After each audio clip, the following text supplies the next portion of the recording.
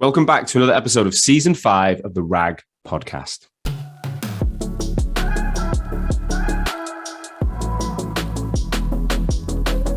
As you guys know by now, this is the number one podcast across the recruitment sector globally. And we've always been on a mission to help recruitment agencies grow by interviewing founders and telling their stories of success from startup all the way to scale up and exit. Well, this season we're a little bit different. How do you, as a recruitment leader and founder, maintain your family and friendships whilst being the best person at work? How do you stay physically fit mentally and emotionally? And how do you find time for yourself in the madness? How do you find time for self-interest, for hobbies, and self-improvement? Well, to help you with this, I'm going to be interviewing someone every single week that can demonstrate experience in one or more of these areas. So I'm going to talk to recruitment founders and also some experts from outside the industry who can deep dive into things like relationships and health and well-being. So sit back, relax, and I hope you enjoy today's show.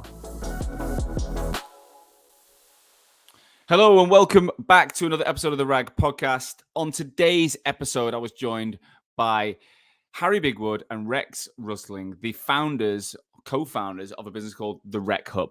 The Rec Hub started towards the back end of 2018, really got going in January 2019 as a contingent recruitment agency. However, they flipped the model almost a year or so later into a embedded talent business. So they now have a very interesting model where they have a clear sales and marketing function and a big delivery team of recruiters who work on site or virtually on site with clients all over Europe. There's 55 of these guys. They've grown rapidly since they changed the model. Now, what I loved about this episode is Harry and I have been friends for a long time. I actually offered him a job in 2015, which he declined in my recruitment days, which still pisses me off because I spent at least 20 odd quid on him on a beer. But first time I've met Rex today, and these guys they're good friends. They're very genuine. They've got a really interesting approach to what they're trying to do. You know, they were open that individually they're making probably the least amount of money they've made in their career, but they are the most fulfilled. And they talk about how they're trying to drive a culture that's happy first, successful second as a result, as opposed to saying, go and hit your target and then you'll be happy. They're saying, let's be happy and then our targets and our success will come off the back, which, you know, if they're getting to that point with 55 people, they're doing something right. So I'm super confident you're going to love this episode. Let's get into it. Without further ado, Rex, Harry, welcome to the RAG podcast. Hello. Hello. Good Thanks to for be having here. us. I know, all dialing in from Sheffield. This is the first episode of the RAG that every member of the session is coming from different parts of the city, but we're all dialing in from Sheffield, which is a weird It's thing. a sign of times to come. Sheffield is where it's at. The most Future dominant. recruitment. Yesterday, I recorded another show. Was it on the show? Yeah, I did. And we'd likened Sheffield to be the Miami of the UK, which was an absolute... I'm gonna call bullshit. Yeah, it was an absolute piss take. What we were saying is, he was like, people, lived in New York and then they decided to go and live in Miami because the weather was good and, in the pandemic. And I was like, well, that's why I moved to Sheffield from London. I was like, it's like the Miami of the UK.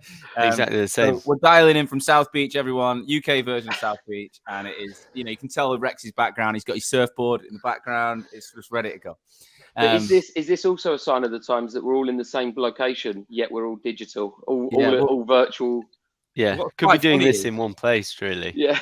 What's so funny is Harry actually said, why don't we do it in person? And I was like, I don't even have the kit anymore. So the story is, we went in the pandemic. We had an office in East London. I had like 12 grand's worth of cameras and equipment, all got stolen. And then we gave notice on the office because we were fuming with them. And we never went back. So we never bought the kit. So the show's been remote since then. So even if I wanted to do it in person, I wouldn't be able to. I don't think. I wouldn't have the shit. I'd have to go out and buy it. And you know what? I don't want to. So let's get on with it. So I'm going to start. Guys, thank you so much for your time, by the way. Thank you for having us. What I wanted to do is just get a really brief overview. I've given you a little introduction, but start with you, Rex. Tell us who you are and what you do. Yeah, sure. So a little bit about me. So I'm a father of 2 young children. And when we started the Rec Hub, obviously we did absolutely everything and make tea. But now I really take care of business development and sales and growth for the Rec Hub. Right. So you're BD focused. Yeah. Harry, what about you?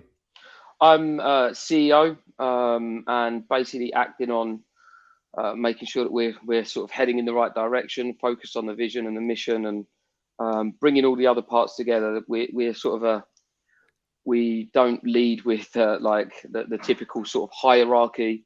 There's lots of people involved in the leadership of the business, and I just try and make sure that I'm bringing everyone together and that we're all pulling in the same direction. So, Harry, just give us an overview of the Rec Hub. What is the Rec Hub? Like, people don't know. We're an embedded talent partner, so we work on a subscription basis.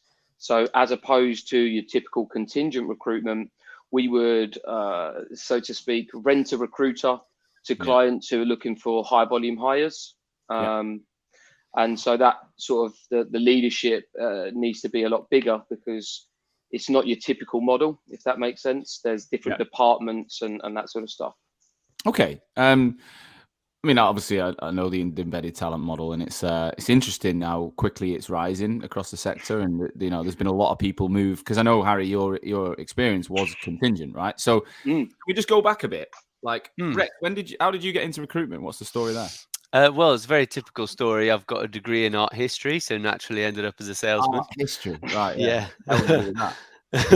So basically, after realizing there wasn't a world shortage of curators, I ended up going into actually like taxi advertising sales in London, which was like, typical first foray into sales in London. Very like a lot of people, had a mate that was doing well in recruitment. So I got into it. Soon found out it's actually really hard, but spent nine years actually now doing tech recruitment. Actually, the first two businesses I worked at, I think you've had both of my ex-bosses on this show. I think you had Mark Zanofsky on here a while ago, as well as David Spencer Percival. So I was at Staff Group, and then I moved to Singapore, where I basically led a team doing perm tech there. Spencer Ogden? Yeah, for Spencer Ogden. And that was always 360, always building my own teams from scratch. So gave me a lot of confidence that, when the time came, I'd be ready to do it myself. So that's actually, I met Harry. I think the first time I actually ever met Harry, he was walking on his hands across the office. Standard, as you do. Standard Harry Bigwood. And that, our times have changed. Or not. So we just kept in touch, and he sort of knew I harbored ambitions to start an agency. I knew he felt the same way. And then I think 3.5 years ago the sort of pieces of the puzzle fell into place, and it was time to do it. So Harry, yes, sir. How did you start in recruitment? What's your story? I actually started as a roofer, IKEA roofer, then some other sort of sales, shitty sales roles. Always just wanted to be in sales and never got the opportunity, so I ended up in roofing and that sort of stuff. I think I left college like 2008, which was not the ideal time to try and get a job in the city. So started roofing for a couple of years, and then went into the city. Ended up in someone, I can't remember, a guy called James Riley on the C2C once, into London, mentioned he was working at a company called Genesis. Don't know if you know them. No. But he sort of gave me a little overview that, you can earn commission and this and that. And so then the next week I made 5 applications, had an absolute beast grilling by Mark Zanofsky and Paul Flynn. Yeah. But they as they say, took a chance on me. I was a little bit more wide boy than they were usually used to. Where were you? You're from like the coast of Essex, right? Is that where you're from? Yeah. I remember, obviously, we met in 2000 and what would it have been, 2016, 15, 16? It was 15. I left Staff Group. Well, I was leaving Staff Group. Yeah, and you came into my desk as a potential team member for me at Venquist, and I remember.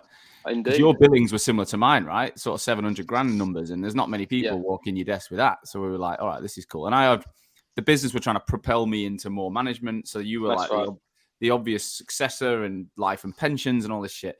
And I remember meeting you. I thought, what age were you then? So that was 7 years ago. Yeah, I'm 32 now, so 25. Yeah. One thing I remember about you is you were very mature. Like your life, I think you already married, or you were living with your missus. No. I moved out on my own at 24-ish, 23 and a half. So I just sort of lived with mum and dad until I could have enough money to See, save up. I remember you seemed like you just had your shit figured out. From all the people I interviewed, you were like, yeah, you knew where you wanted to be. You'd build massive money. You wanted to build a team. Like I was like, well, you don't meet these people very often. And then I offered you a job. I took you for a beer as well. That must have been all bravado because you still ain't got my shit figured out. Well, there you go. You're a good fake anyway. You're a good liar. But the good thing is I spent at least 28 quid on you, mate, on beer. Yeah. And you fucking turned me down. Like, honestly, I thought, took him for a beer, brought Adam, my mate, with me. We'll get him closed. You know, we'll go to the Albion round the corner, get him a pint. Darren Brymill. Yeah, you know what? I really like the sound of this. And then he just went off the radar. Just ignored me for a bit. Classic recruiter. Ghosted me for about a month. Darren Brymill took me for a coffee and sold me the dream, mate. That was it. Sold me the Opus dream. Yeah. So I went to Opus after that. I'm not going to say I can compete with Darren Rymill's story, so no, I get why you would have. I get why you went, but you then went over to Opus, and I think didn't you go to? Is it JDR Energy, or was that the way you went? JDR Energy, yeah, and there was two different companies that merged to become JDR Ross, but it was JDR Energy. Remember, I saw you at the Recruiter Awards about a year later. And you lot were winning you won everything. Yeah. You were like wing sweep, just stood on the stage for an hour waving at people. What are they doing? I'll be honest, it was a fantastic business. Really loved it, and the people were great. Still, I think next in 2 weeks going out for lunch with Jack, my old MD, Jack Rawcliffe, and is he still there? And Darren Brymill. He's moving to the US right in 3 weeks. But Rymill's not obviously there anymore. But so when did this whole story around or the idea to start a business start? When's the earliest like conversation you can remember? Like why did it come about when it did? Well, funnily enough, I think I decided I was going to start a recruitment business about 3 months into my first job in recruitment. Yeah. And what I thought is, right, okay, if I'm going to do this, I need to be able to build a desk from scratch, grow and manage teams, and I need to do it in at least 2 places to know that it wasn't a fluke the first time. To be honest, that's a really clever really, really smart statement that I think more people could learn from. It's a very Rex statement. He's the most logical man in the world. Yeah, I didn't think that logically, me. Yeah, but I just systematically went about it. So the first 3.5 years at Eurostaff with Paul Flynn and Mark Zanofsky, that's where I met Harry and actually another one of our directors, Bill Brewer. Right. And it's one of those where you go out for work drinks and you hatch plans, thinking it may or may not come to something. And then, after that, I left. I went to Singapore, spent 2 years. This was my second go, where I pretty much started things from scratch there, built that up to a team of 6. Was like, okay, I know I've done this twice now. And at that point, I kind of kept in touch with like Harry and Bill, but it had all just been kind of like, oh, what should we do? Should we do, are we going to do oil and gas? Are we going to do technology? Are we going to do finance? And really, those conversations just started happening more and more frequently until it got to the point where we were jumping on, it would have been 9 p.m. It would have been like 10 p.m. calls for you and sort of 6 p.m. calls for me, or like 6 a.m. calls the next day. Where were you living? Doing this I was in Singapore and they were in London, and we were doing this every week. And then it was just like, before we knew it, we had like a 17-page business plan for an empire. And then it was like, right, well, there's nothing left to do but to do it. Wow. So you actually wrote I spent my whole week in Lanzarote writing a 17-page business plan, which none of it really made any sense. I'd written job descriptions for senior level directors, and you got carried away a bit. I got very, very carried away. A little bit, but what I would say that was really important is at the beginning we were all like really open and honest with each other about like, what kind of business do you want to build for yourselves, so that nobody felt like they were fitting into somebody else's dream. So we have obviously spoken to lots of people who want to set up recruitment companies, but we all had a really clear shared goal. And none of us wanted a lifestyle business. Everybody wanted to build a large recruitment, a large staffing business of some kind that we could be really proud of, and that kind of fitted with everybody's goals, which I think made it a lot easier. So When you say everybody, who's involved? Because I've Yeah, not so heard just of just to Bill. get to sort of go back on that. Mm. So when we first started these plans, Bill, I was best man at Bill's wedding. Bill, I was when I was roofing. That was Bill's dad who Right, owned the company. Yeah. And then Bill joined Bill joined staff group, or Euro staff group as it was then. About 6 months, 10 months after I did, and then Rex was a year after that. So we sort of all sort of grew up in the recruitment world at there. But obviously I had a big history with Bill. So when we started talking about setting up, it was me, Rex, and Bill. And then through that process, Bill got a couple of promotions and a big fat paycheck. And he decided that actually it wasn't the right time for him.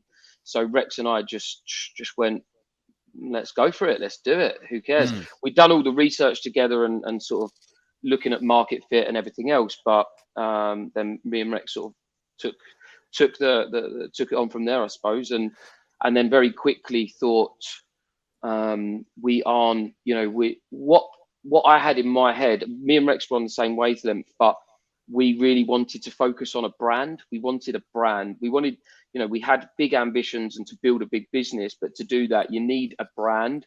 I feel like there are hundreds of recruitment companies, agencies that set up every day. And what makes one different to the other is nothing really, the rates maybe. I'm a market specialist, everyone is. But we wanted to maybe have a brand as a differentiator. So we quickly brought in Ben Leeson as a co-founder. And he is Ben, also my brother-in-law. Yeah, I thought that. I'm sure you. So he's your brother-in-law, and he was working in marketing, right? He was a friend before he was a brother-in-law. That's another story altogether. Right. But yeah, he was a marketing manager. Do you know one thing that I think Opus taught me that was quite cool is I think either Rymil or Golden brought in Alex, the marketing Alex Crash, yeah. And what that typically a recruitment agency didn't bring in. I think she was a PR relations manager. She was managing Beyonce and for Sony. So they brought in somebody different to bring a different vibe to their marketing. And so we sort of thought the same thing. Let's bring somebody in who doesn't understand typical recruitment, who understands brand more than recruitment marketing. And for I think it's worked really well. Bringing in and having an emphasis on brand quite early on. Yeah, massively. So when did you? Can you remember when you actually started the business? What month was it? It was September 2018, and I think we'd planned it for some time in 2019, but then things got sped up a bit because I was living in Singapore, and then me and my wife found out that we were having a baby, and we didn't have insurance. And you need to have insurance to have a baby in Singapore, or it costs a great deal of money. Right. So it was like, right, lads, any chance we can hurry this up? Because I'm flying back to England. Are you from Sheffield, Rex? Yeah. So I'm from Sheffield, sort of 5 minutes down the road from you. Yeah. In Broom Hill. Yeah. And literally, it was I think it was July. I was like, lads, can we hurry this up? And at that point we were ready to execute. So it was September 2018. We set up the business. Then I had a baby in like the first week of November. So we didn't really get cracking. And then it was December. So we kind of had everything in place, but then didn't really start until January 2019, I would say. Right. Yeah. You started a month before me. I couldn't start because of restrictions, I think. Yeah, exactly. So I was doing it on my own. Where's the name Rec Hub come from? Oh, go on, Harry. That was so I spoke to my mate Zeth. Have you ever interviewed Zeth? Zeth at Plexus? No. You should. He's Get him in. got really nice business.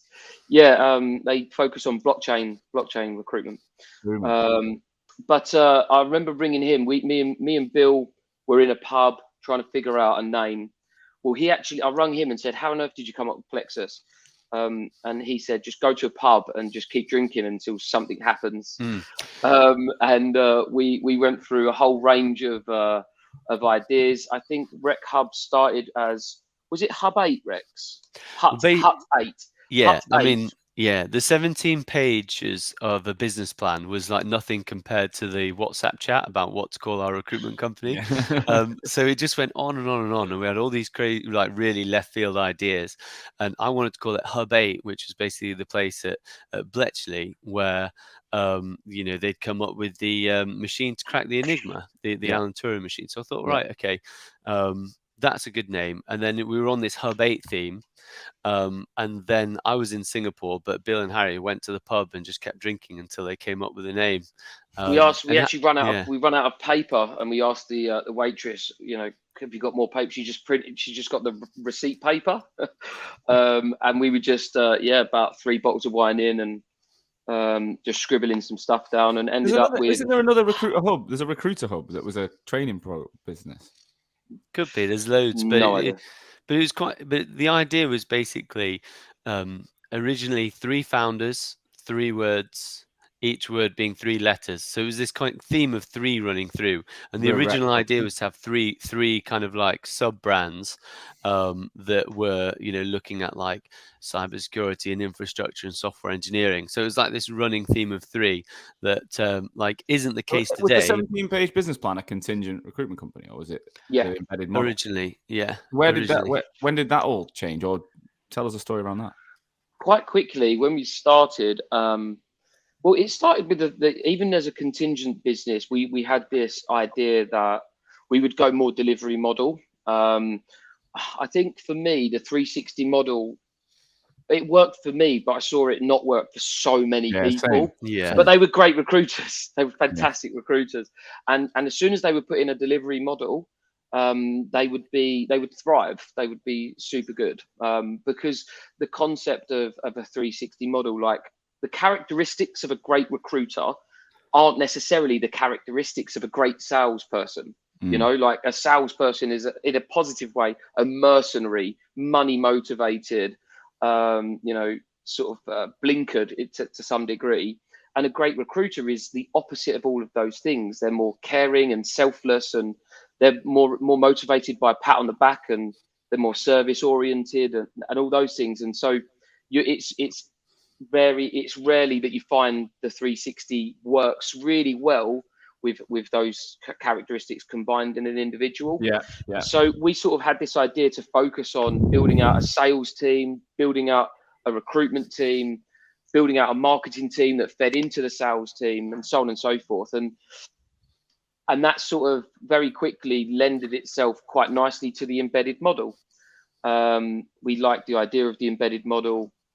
It sort of lended itself well to our vision of trust, because then we're not motivated by increasing the candidate's salary or the fee, or trying to ram a candidate in this place, or fighting clients off of one another.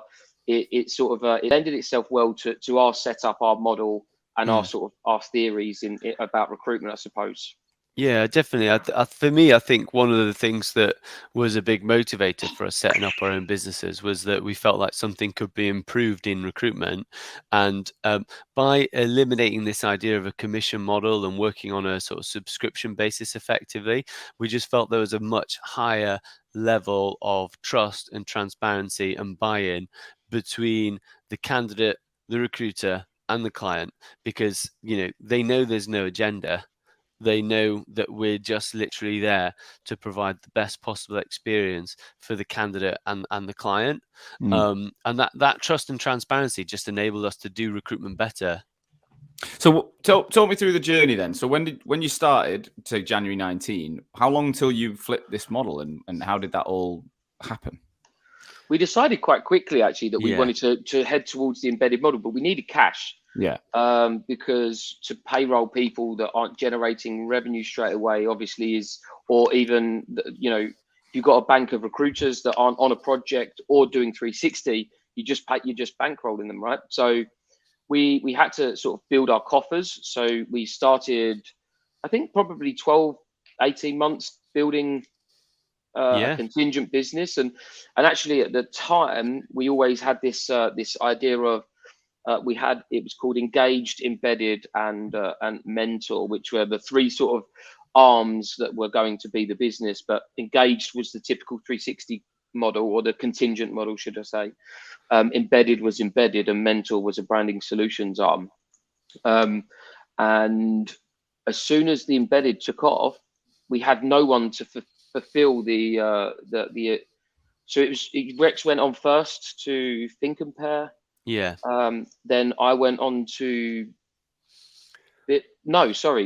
Mike was first on Sharpest. You was on Think and Pair, then Mike on Sharpest, then me and you went on Bitpanda, and then we were like, we can't do any contingent recruitment now because we've got no one else in the business. So that's what I'm thinking. Like, how did the team grow? So there's three of you at the beginning.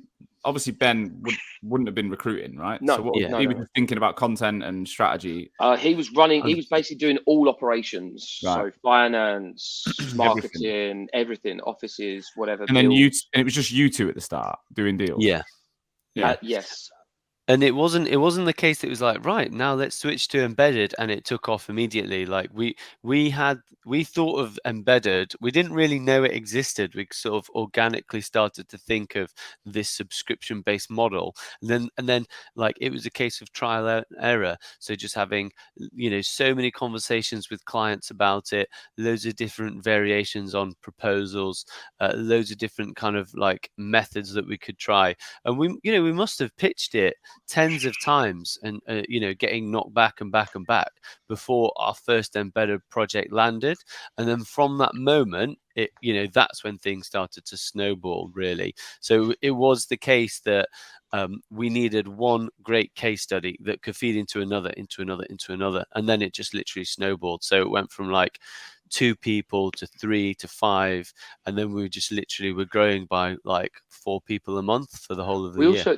One of the challenges was making sure that the internal model, working environment, culture fit the external. So, we actually had a commission structure and a bonus structure and all that.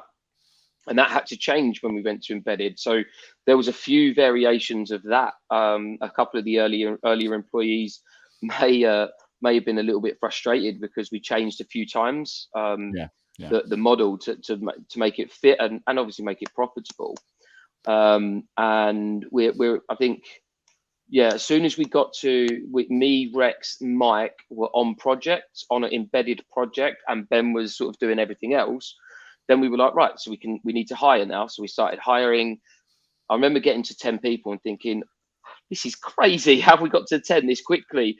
Like the bills have gone like, and then we were like, right, let's hire 2 more, and then let's just consolidate. I think this year, then we started growing. We had a plan to get to 8 people, didn't we? And we've done that by like February. So then we were like, oh shit, what are we going to do?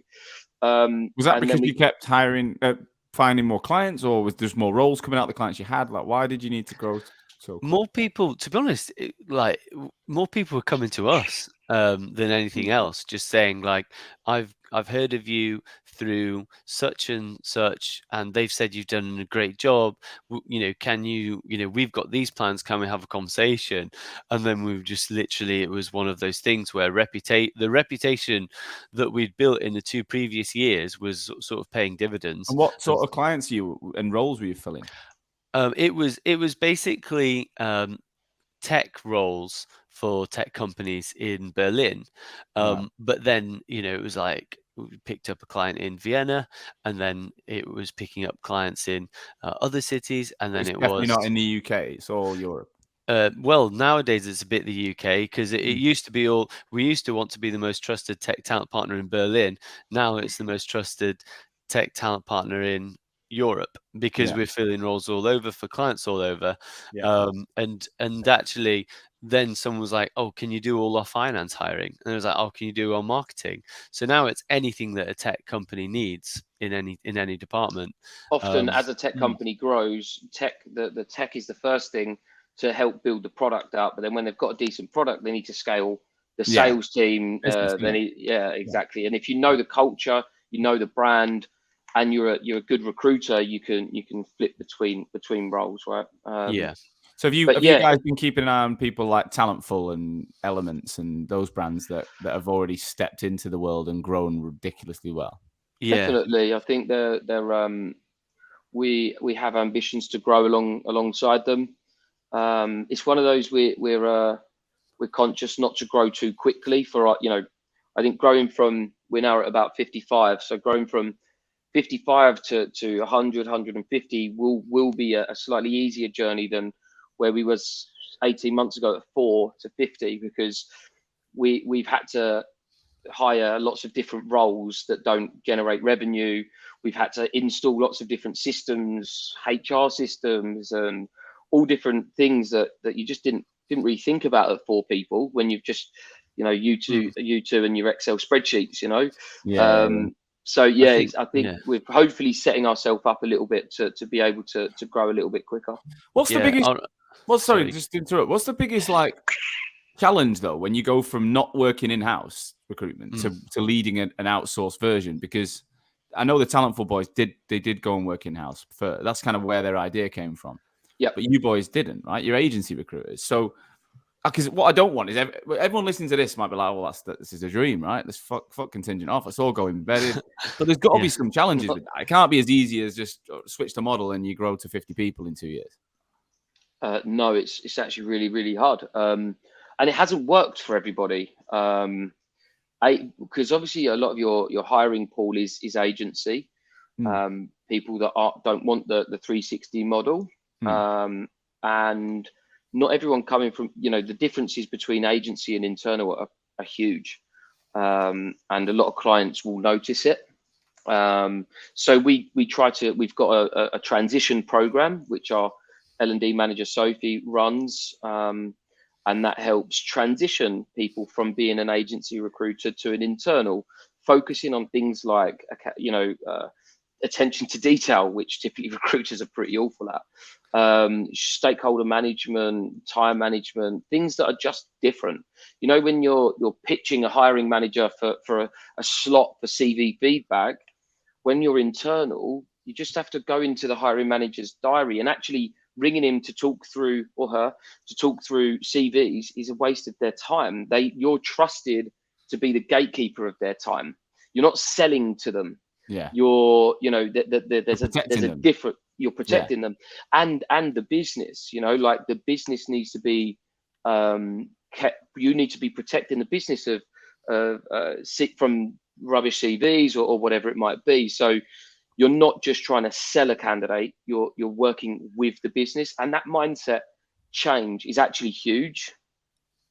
We've had to do a lot of work. We've got 2 internal recruiters ourselves, and we've had to do a lot of work with those guys because they've both come from agency rec to rec. And the amount of times I have to say, guys, stop selling me these CVs. If you think they're great, I trust you. Put them in my diary. We'll have a chat with them. We'll take them through the process. But it's just that change in mindset of changing from selling a CV to really trying to find the right profile for that business. Yeah, and I was just going to say also a big learn for us is I feel like now as a business, our structure and how we operate internally probably has more in common with a tech company than a recruitment business. Yeah. We like sales and marketing work hand in hand on the growth side. We basically our sort of processes are completely different. Like we use Salesforce rather than a CRM necessarily. It's just all very, very different. But you are I'll be honest, like the work that we've done at Hoxo for the last 5 years has been all about inbound and trying to drive that marketing message for recruitment agencies to get inbound leads. And fundamentally, as a business, like we're announcing this, we're kind of moving away from inbound for contingent agencies because I think it's broken, and I actually don't think it's solvable, because what you're doing is you're going against the business model.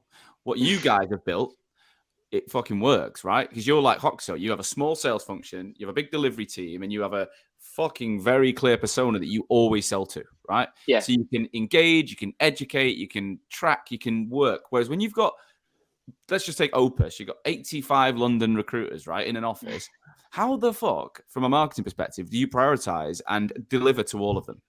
I've no idea. It's impossible. It doesn't work. You can't imagine having HubSpot or Salesforce linked up to every one of them. And It's just not going to happen. Whereas personal branding, which is where we're moving to, does work because you can literally plug into the individuals in the business.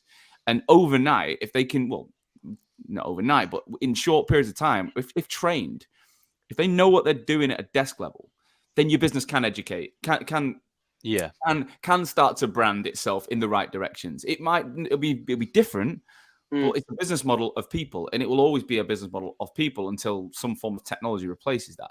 Definitely. So you guys 100% are more like a classic tech company or a marketing agency or someone who knows their persona and then takes them on a journey, signs a contract, and then starts the work, which is different than the other way around. And I think it helps us understand our clients more. If we try and operate like they operate, then we can understand them more and actually fulfill their needs more because we understand them more. I don't know. The personal branding side of the business is way more important for contingent. I'm interrupting this episode to talk about our main sponsor today, Talent Ticker.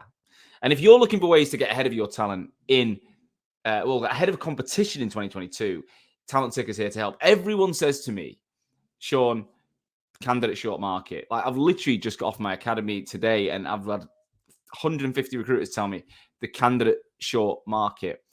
What that means is they're spending so much time trying to find candidates and they're spending less time talking to clients. Okay. Which means there's a challenge, because if the market corrects itself and turns, are you going to be aware of who are the hiring clients? And are you also getting access to the best candidates?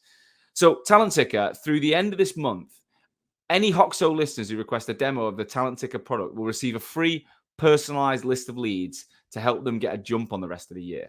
It's the first recruitment intelligence platform. It's like the Bloomberg of recruitment that provides you accurate contact information of both passive candidates and the companies looking to hire.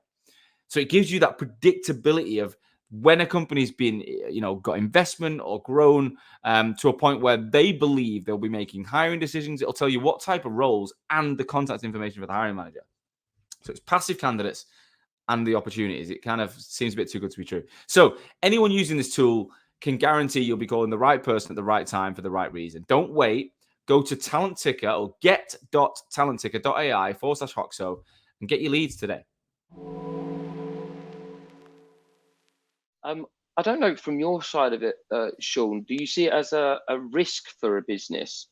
If you've got a biller, 800 grand biller who's really developing their personal brand, to then take that to another place, is there a business protection there?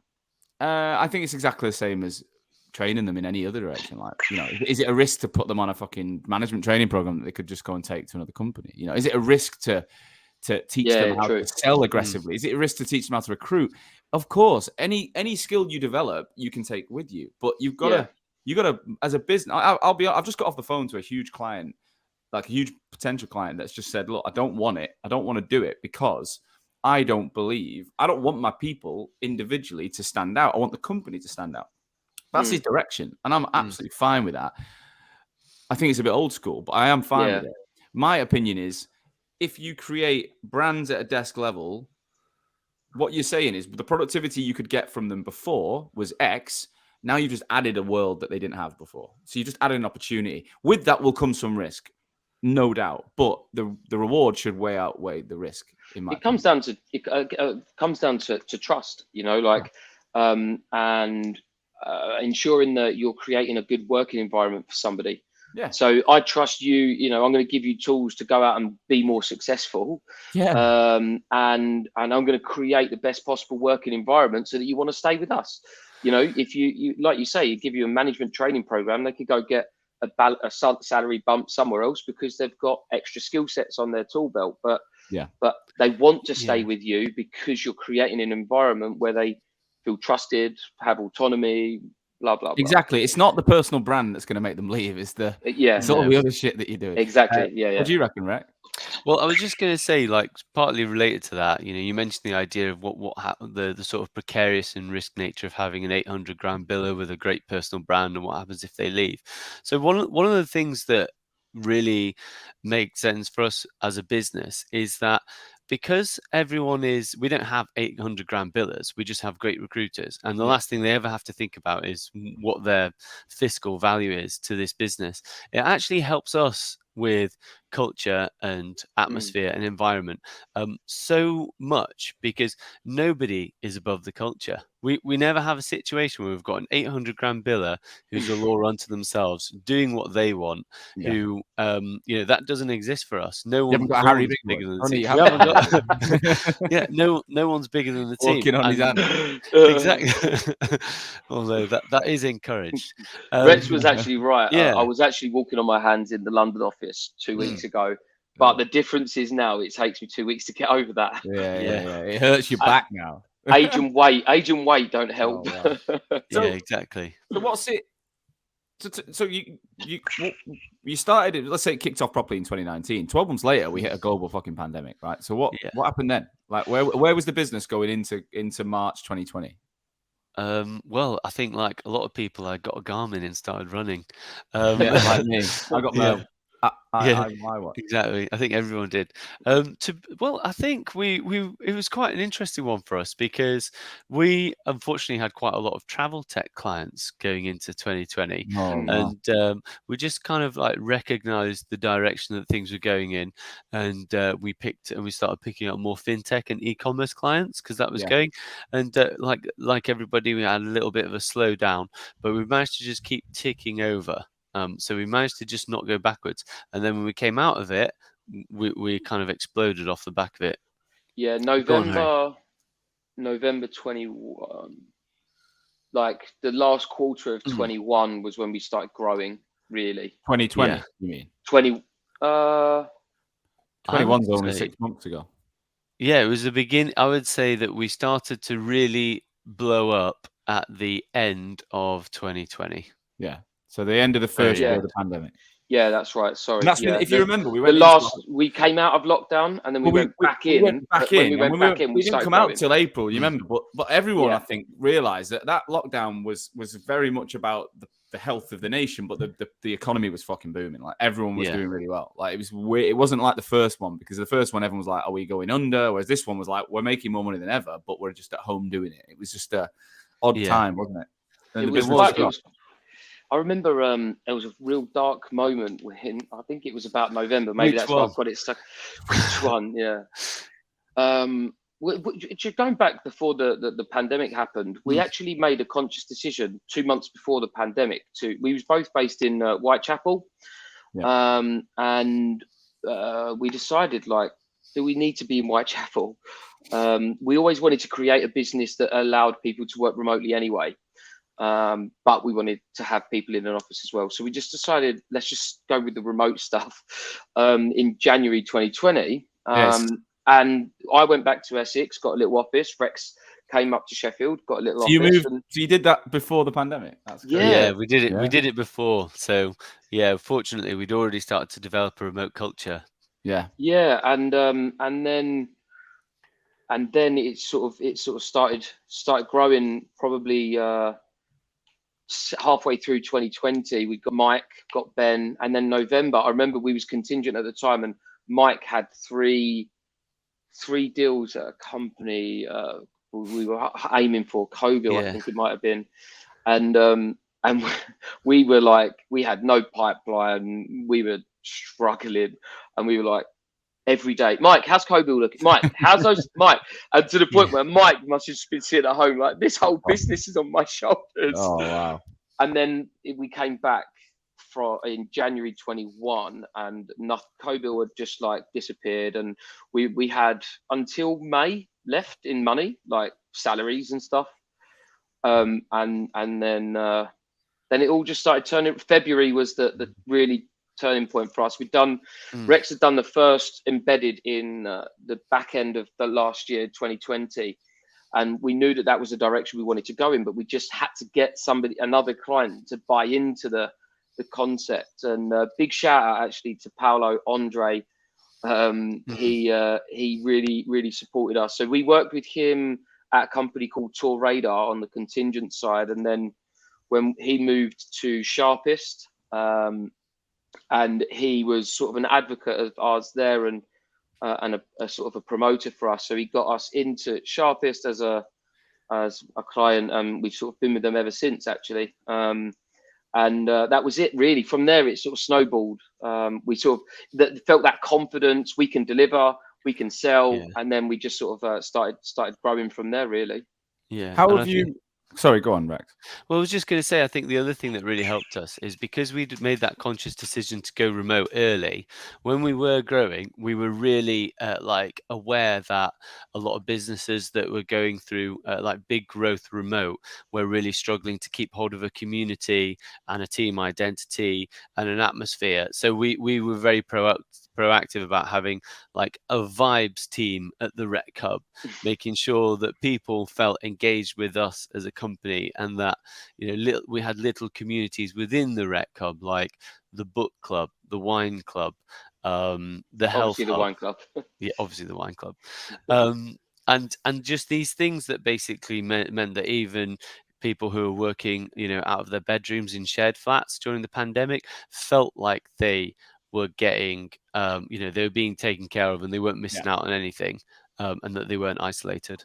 How has that culture evolved then? So now that the pandemic's effectively over, the industry has gone very hybrid. There's not many companies anymore that have 5 days a week in the office. You guys had made the shift before, so how have you evolved that? So the culture's been the biggest challenge, I would say. Building a remote culture has been the biggest challenge,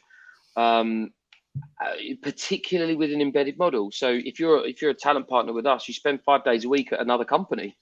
On site, or is it remote? Well, virtually, but your majority of your 80% of your communication and your work is under a different name. Yeah. So then ensuring that there's a culture, the Rec Hub is generating its own culture has been really difficult. So we've always worked with a sort of a hybrid ethos. We run a weekly end of week sort of wrap up, we call it, and there'll be once a month is a hub life, which just simply goes over business updates, make sure everyone's kept informed of whatever's going on from a business perspective. Then there's quizzes, and we get other people involved and speakers and all that sort of stuff on other weeks.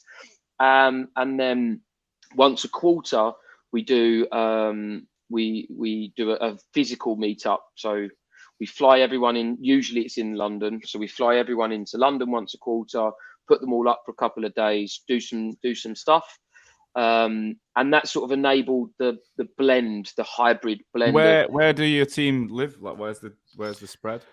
Well, all over the UK. One in Madrid, couple in Bristol, 10 in Manchester. We did have one in Glasgow. A couple around Sheffield, 5 or 6 in Sheffield, and then sort of dotted around. We've got a couple in Portsmouth. How many in London have you got? In and around the London area. So we've got an office in Essex, London, and Sheffield. Yeah, which are kind of voluntary offices. So they're there if you want to go, but there's no pressure. Yeah. See, the way we did it is we went down the global WeWork route. So because we've got nearly 20 people in South Africa, and I think there's about 15 to 20 in the UK, and then the rest in 2 in Portugal. WeWork was the best route because Cape Town, Johannesburg, London, Manchester. Everyone has the same experience if they go in for a day. Problem is Sheffield doesn't have a bloody WeWork, does it? So I'm the only person who can't get to one. It's got Spaces, but we with Spaces for a while. They actually worked out just loads of money. No one, if we looked at the cost v value or cost v usage, it was really not worth it. No. So we decided to get small hubs when we had a large sort of. Are you finding people are using them? Are people using them, or could you scrap them? No, so in Sheffield, not so much. London is getting used quite a lot, actually. We use an app called Officely. So right. Our main communication tool is Slack. Yeah. And part of the culture is actually having that. And we've got lots of different channels, like Rex said, and communities that we've built within that to maintain culture. But within Slack, we have this tool called Officely. So you can log in and book your desk. because there's less desks than there are people. And that tracks So can you see exactly how many days people are doing and exactly, who wants what? Yeah. And exactly. people can see that, who's going to go in when. So, like, there's no chance of them showing up when nobody else is in the office. So if they can have a look at their offices and see that there's going to be a couple of Pretty people cool. in, then they'll be up for it too. But it's the data and the insights that's valuable, because at the end of a year we can run the data and go, right, so people are mostly going in on these dates, and it's mostly these people, and you can then try and identify, do we need a bigger office? Do we need someone? All right, it's more these people, and actually they're based over that side of London, so maybe we should. Yeah. So yeah, we'll use the data to determine how effective the hybrid offices are and where they should be. Amazing. And you mentioned Manchester's the next one that you're probably going to build. Yeah, I mean, it's outgrowing Sheffield at quite a pace at the moment. We tried to build Sheffield. There's just not enough people. There's just not. It's just not a big recruitment headquarter. I mean, obviously that seems really obvious to everybody listening to this podcast, I'm sure. But we've just not completely organically picked up loads of really, really good talent partners who are in Manchester. And we've got, a director who's joined us called Gareth Brobin, who's absolutely amazing. And he's in Manchester. Bill Brewer might well be moving up that way in the near future.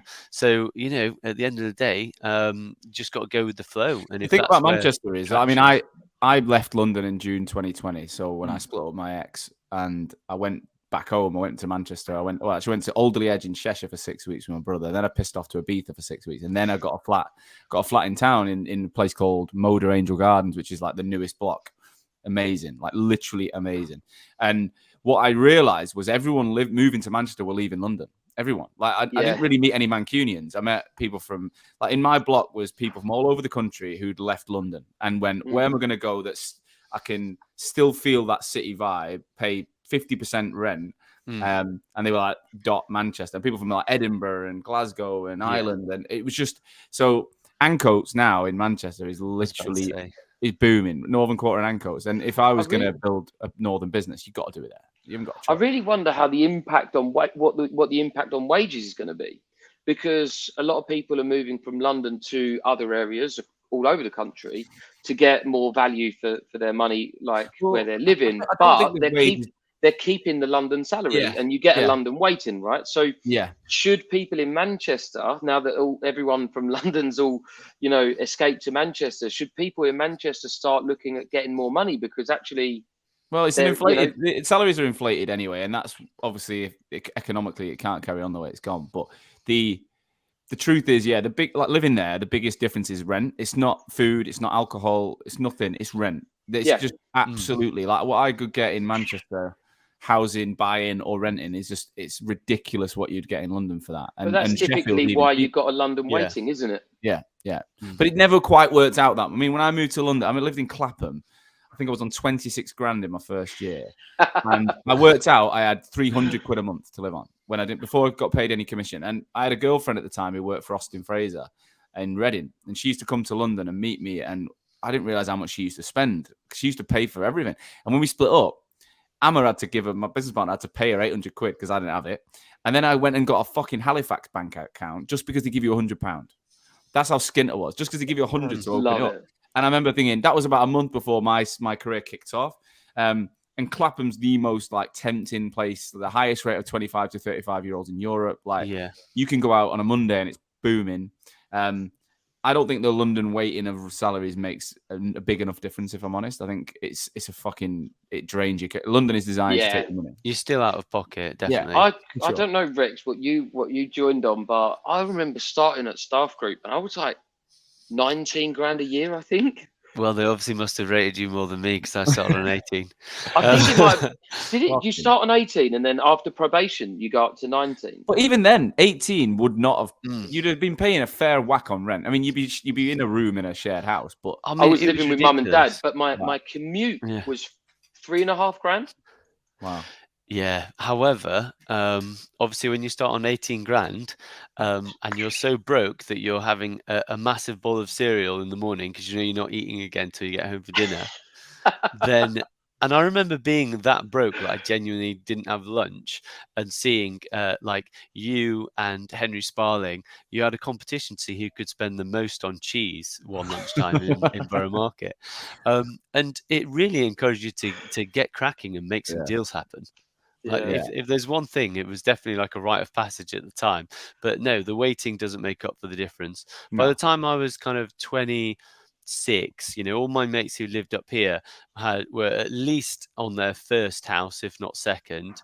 Them and all their partners had cars, and they were like much more sort of comfortable and well heeled compared to sort of me and all my friends. Everything in living London, I think you've got to wait 5 years for things to kick in. So all my mates in Manchester started having kids in, early mid 20s and buying houses, like you say, and then everyone in London's 30 before that shit happens. So you just got to wait 5 years. But now is hilarious. So like me and Amma are buying houses next year, and what I can get in Sheffield compared to what he can get in London is just I love sending him links. I keep sending him Rightmove links, and he's like, you cannot buy. I will not allow you to buy that house for that amount of money. I will not allow it. I'm like, fuck you.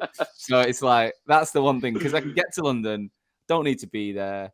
I'm buzzing being up here. Quick, look, what I'd like to talk about now is more personal stuff, right? So running a company is fucking hard work, and this podcast, I want people to know the reality of it, and that it is not just about 50 staff and making loads of money, buying houses and spending money. We are making loads of money, just to confirm. We're still not making loads of money. Well, that's good to know. But what's it been like as founders of a business going through a global pandemic? How have you guys navigated that outside of work? How's life been? It was a really. I'll let you. I'll just sort of tell my side, I suppose, Rex. But I've really struggled. I was quite a, shall we say, vibrant character in a pretty busy office for most of my recruitment career. And then I was just either on my own or with Rex in a dingy office at the Ministry of Startups in Whitechapel. And it was a big shock for me. And I struggled a lot mentally, huge imposter syndrome kicking in often. And also, like, my relationship nearly broke down. We had to go through some real roller coasters, because I could be talking about me or Amy there, really. Yeah, I'll start with that. I'll start with Amy. Yeah. But when I met my fiance, I was relatively considered successful recruitment leader in Opus, buying cheese at lunch for buying bare cheese, and and then I sort of was this guy that doubted myself at every opportunity. Little things like, I remember just not getting haircuts for months, and you just go down that, just wear a beanie hat all the time. Why? Because I'm only going to Ministry of Startups, which I hate and I don't want to go to, and I'm bunking the train because I haven't got no money, and it was like a really dark time. And me and Rex obviously went through our own individual dark times, but it was really tough. Like, I would not say it was easy in any way, shape or form. Everyone's journey will be different, of course. I can relate to that. I exposed a lot of my mental insecurities, I think. One of the biggest things that I think I exposed me was the fucking comparisons. Like, I used to make so many comparisons, like, oh, well, Opus's first 12 months was this, and we're only this, and Staff Group's 12 months was this, and Plexus, Zeth, another, all these people around me that have set up businesses. I was just constantly comparing where they were, where we were, and where we're going, and the moment I dropped that, the slightly happier I got. Yeah, it's massive. Imagine doing this podcast. Imagine me doing this. Yeah. Like that. It's been, honestly, that's probably been the hardest bit. I love the show. It's my favorite thing to do in my job. But every week I interview people that have done better than me, basically. And it's like, fucking hell. Like, you think, and one, I'm like, should I just go back into recruitment? What am I doing? Comparison is the thief of all joy. You've just got to stick to your own. Yeah, definitely. And it's something that, it's really cliche, but successful people always say, like, winners focus on winners, losers focus on winners. So you just got to concentrate yourself, and if you're happy with yourself, it doesn't matter what others are like. How have you found it, Rex? What's been going on for you? So something, yeah, I mean, like Harry mentioned, it was really, really hard, and everybody tells you, everyone who's done it says it's the hardest thing you'll ever do, and you kind of you say yes, but you'll never understand until you've done it yourself. Yeah. But I think the other thing you mentioned about how does it affect relationships, and I think that it's important for anyone who's thinking about doing this to bear in mind that you will be doing it, but then everybody who is close to you is going to do it with you. Yeah. So as much as you need to be prepared to put yourself through through the mill of going through the hardship of starting a new business, you also need to make sure that everyone around you is happy to do that too. And that they fully understand what they're about to what they're getting on board with. Because for me, comparing lifestyles, I used to live in a condo with a choice of 4 swimming pools, 2 tennis courts, and a gym on site, and go to work in a skyscraper in my oxblood churches, and life was good. And then 3 months later, I was living on benefits in Lewisham, working 60-hour weeks, coming home to a small baby, and a wife who was obviously supporting me with that. And people don't see that side of the journey, but that probably went on for almost a year. That was And hard, wasn't it? so as much as me and Harry went through that, so did my wife, so did my kids, and everybody along the journey had to commit just as And much as we did. how did that go for you at home? What were the biggest challenges with that?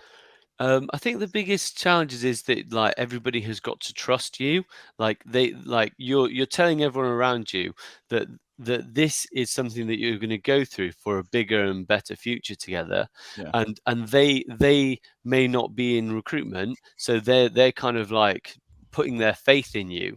And you're responsible for delivering that. So you just have to have a really, really tight bond. I think that um, anyone who's sort of thinking of doing like I always say, the ideal time to sort of go on a new venture like this is probably if you're like single, because if you're doing it with like family or somebody else's money or something like that, they're going to come on the journey with you. So you need to be one unit, really. I Yeah. did have it as dark as it's been, and do you know what? As I'm probably earning the least amount of money I've earned in recruitment for quite some time, Mm. but I'm probably the happiest I've ever been now. And Yeah. I think there you have to make a real decision as to why you're doing it. My one of our apprentice in the Essex office said to me the other day, Harry, when you were younger, like my age, she's 16. What did you want to be when you grew up? And I like immediately said, well, I'm doing it. And I like it was a bit of a realization for me. I was like, yeah, I am actually doing it. Like this is all I ever wanted to do was run a company. Yeah. And I thought that's you said sort of recruiter. I was like, what, you were a teenage recruit, wanting to be a recruiter? no, I never. Even when I was in, before recruitment and during recruitment, I always just wanted to be in business, run a business. All the elements of a business intrigue me, and interest me. I'm fascinated by them. And so where I'm at now, I'm not earning what I want to be earning. I'm building value within the organization, which hopefully we can benefit from at a later date. But I'm so fulfilled because it's what I've wanted. I Yeah. think you've really got to know what it is that you're doing it for. Yeah. Because I think maybe a lifestyle business is absolutely what you want, and you can have an amazing lifestyle business in recruitment. It's built for that. But yeah, I think that's as soon as I dropped the comparison and started realizing actually Have you it's not guys ever about the money. questioned? Have you guys ever questioned yourself? Like, All the time. Loads. We still do. Like Yeah. one thing I would say, right, is that whilst I've just mentioned about how hard it has been, the actual content of what we do day in, day out has never stopped being fun. So, Yeah. I can leave the office, and it could have been a 12-hour day, but I will feel like it's been 5 minutes Yeah. because I'm just going from one task to the next and I'm enjoying everything that I'm doing day to day. So I'm conscious of yeah. I'm conscious of time. So there was one thing that I wanted to add. We've recently invested in a guy called Matt Waring. I Nice. worked with him at Opus. Okay. He was a director there. He's with us 3 days a week at the moment, and he lives with this philosophy of we feel a lot, we speak a little. And we're now working a lot more with the whole business to be more vulnerable, talk about your vulnerabilities, talk about, be open, transparent about your feelings, because often in recruitment, particularly, I think there's a sense that you keep everything to yourself and you get on with it. And actually that can manifest itself in a lot of negativity. And I think that process has really enabled us to be a little bit more, rather than stress about things, we just talk about our feelings, then we get it off our chest, we all address it, openly, without judgment, and then move on from it. And I think that's been a process for us to work a lot more effectively together. Love that. I think self-awareness is everything. Massive. It's what life I've learned over the last 5 years, that my understanding myself better leads to everything else being better. So if I know, it's funny because I've got a personal coach I see every 2 weeks, and we've been doing it for 18 months, and we talk about the second layer of judgment a lot. So for example, if you behave a certain way, you act a certain way, you say a certain thing, it's not necessarily that's the problem. It's the way you judge yourself after, and the way the voice in your head about yourself. So if you let's say you snap at a team member, you say, get out and stop, whatever, get on with your job. I don't know, just an example of where you lose your rag for a split second. That's bad enough, but it's the way you'll then beat yourself up. Yeah. Rather than just dealing with it, understanding why you did it and apologizing and moving on. We're just predispositioned to fucking negatively roll that through our mind. And that can go into so many areas of your life. Like you say at the beginning, Rex, you're running a business, you got your wife, you got babies, you're living in Lewisham. It's not the vision that you'd have ever wanted, but you know why you're doing it. But I imagine that the judgment on you for making this call, and if it goes wrong, what the impact will be, and it's a fucking merry-go-round of negativity that you've got to be able to break out of.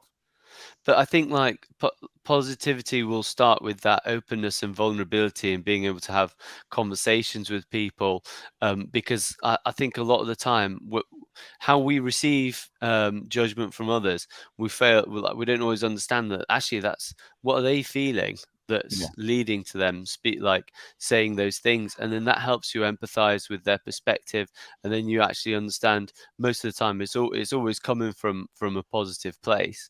And I think that's that's key. A lot of our emotions come from fear and insecurity, and address it and being vulnerable and honest about that. I'm actually, by saying, I might have freaked out there, but I'm just scared. I'm scared that this might happen. Okay, how do we, then you're coming from a different place. Then your conversation is completely different. Well, let's look at why you're scared, and let's try and help you.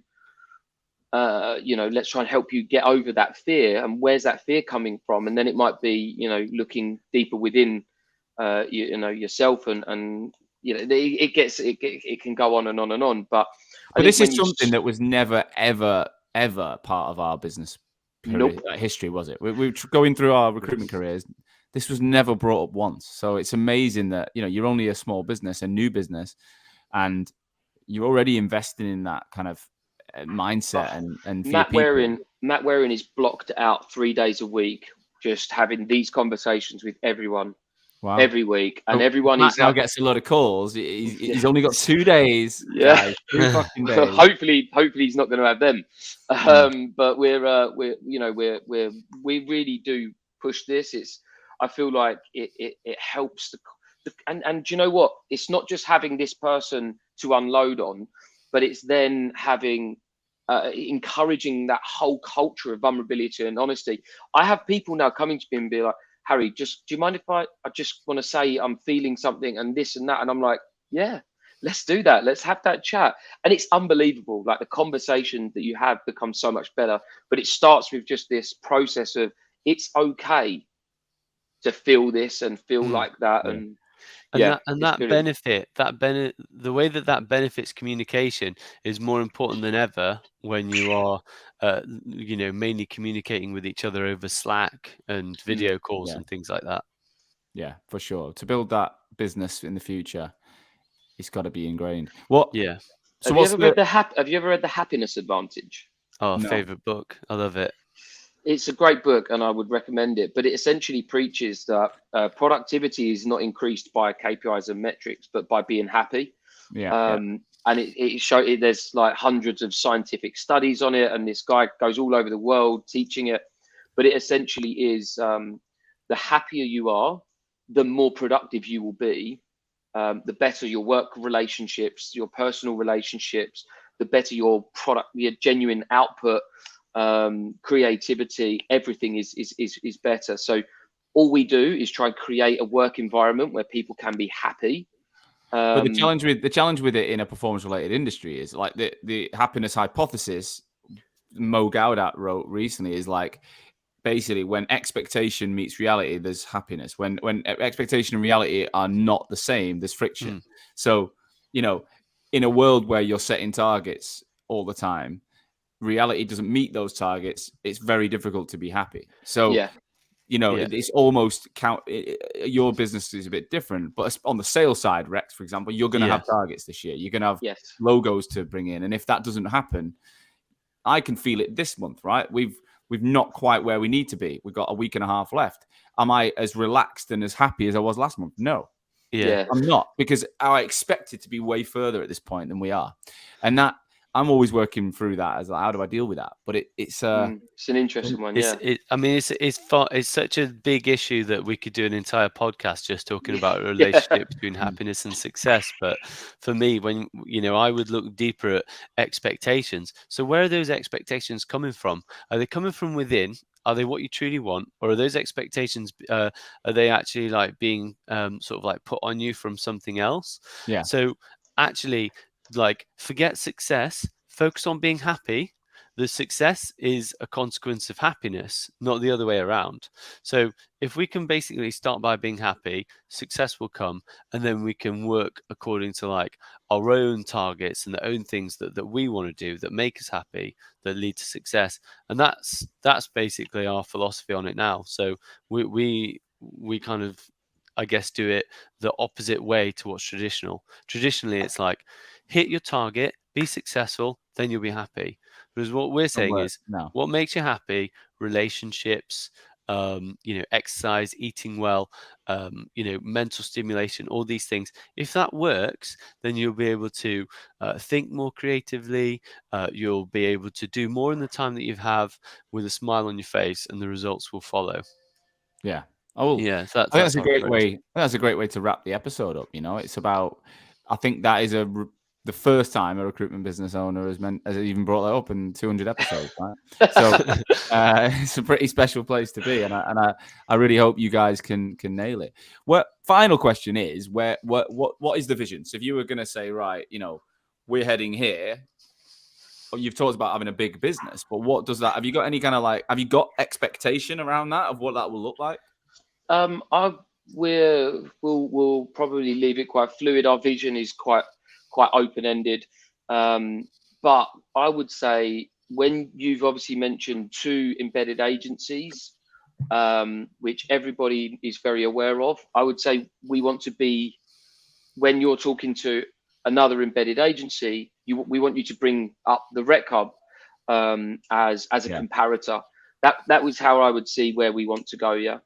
Does that make sense? Yeah, it does. It does. You want to be on the map in that space on a global scale, right? You want to be in the conversation. Yeah. Well, love that. Guys, thank you so much. It's been great fun. I've enjoyed, and you're right. We're an hour and 10 minutes. We've got to wrap it up because I've got another meeting. To be honest, that's the reason. I could talk to you all day. I am meeting you for lunch in about an hour, so that'll be fun. Yeah. When I get through my meeting. But if anyone does want to reach out to you, wants to ask any questions about this happiness culture, the embedded model, whatever.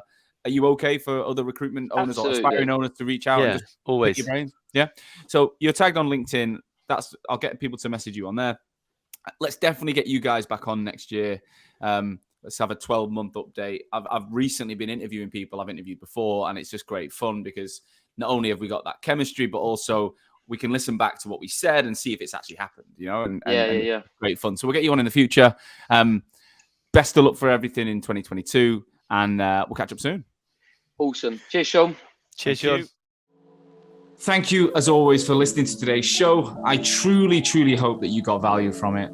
That's the only reason I take time every week, is to ensure that my audience, future and existing recruitment owners, are learning from each other to make this industry that I love so much stronger. Today's episode was brought to you by Hoxo Media. I am the CEO and founder of Hoxo Media, and we are the world's leading content marketing and personal branding agency for recruitment businesses specifically. So we are working with over 200 agencies and 2,000 recruiters right now, both managing the brands, producing content, building written, video, podcast content for niche recruitment agencies all over the world, as well as coaching at a desk level individual recruiters in your businesses how to be better on LinkedIn. That's how to brand themselves. That's how to produce content. That's how to use the opportunity on LinkedIn to get traffic to their profiles and turn that into business. We're coaching people all over the world every single day. If any of that sounds of interest, please do visit www.hoxomedia.com or drop me, Sean Anderson, a personal message on LinkedIn. I would love to talk to you. Tune in again next week on LinkedIn. I'll see you soon.